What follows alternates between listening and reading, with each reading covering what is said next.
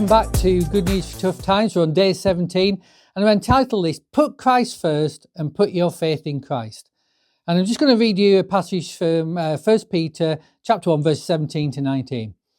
Conduct yourselves throughout the time of your stay here in fear, knowing that you were not redeemed with corruptible things like silver or gold from your aimless conduct received by tradition from your fathers, and with the precious blood of Christ as of a lamb without blemish and without spot.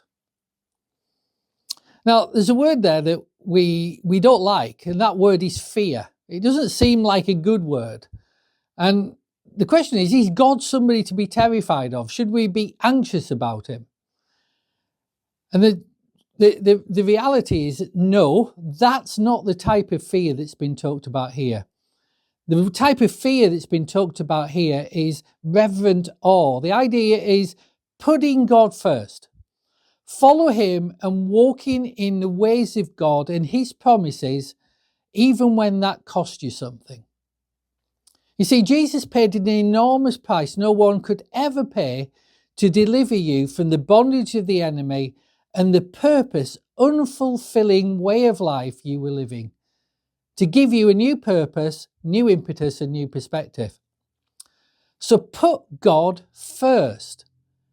Whatever your agenda, whatever you see for yourself, wherever you think you'll be in 5, 10, 15, 20 years' time, put God first ahead of those things. And that's really key to living in tough times and good times. The world around us is just so unstable. And there's so many things that are just way beyond your control. Things that happen to you or others or happen to your family. Things have a habit of being a lot more fleeting and more easily lost than we would wish or hope. But the truth is, God is not like that. He's unchanging, immovable, solid, never without kindness, never without mercy, never without love, never without power and authority. And here's the good news. He is for you. So put God first. Anchor your life there. And you will find that by putting God first, it brings stability to your life. It brings hope. It gives purpose. And it'll keep you on the right track to live a life that has meaning. I remember my first formal dinner as a young trainee accountant.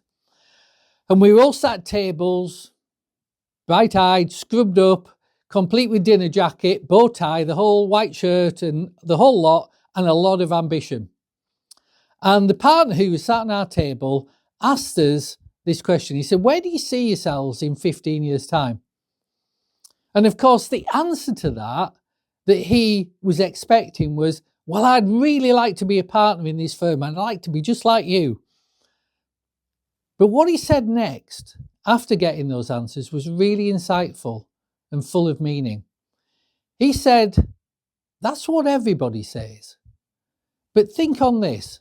When you get there at 34 or 35 or so, the big issue that confronts you is, having achieved your goal, what now?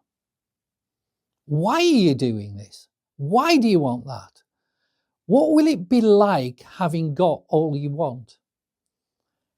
How do you live purposefully when your purpose has been achieved? And he said that he'd seen so many of his fellow partners, perhaps the majority, experience aimlessness once they achieved their goal and got their desire. And the answer, of course, for us as Jesus followers, is that we've been redeemed from that aimless goals, aimless traditions, aimless lives to live. And we've been redeemed for kingdom purpose. And that purpose is eternal. It will last our whole life. It will last us through. So put Christ first and put your faith in Christ. And I just want to encourage you to think about that and meditate on that today. And I'll be back tomorrow with more good news for tough times. I'll see you then.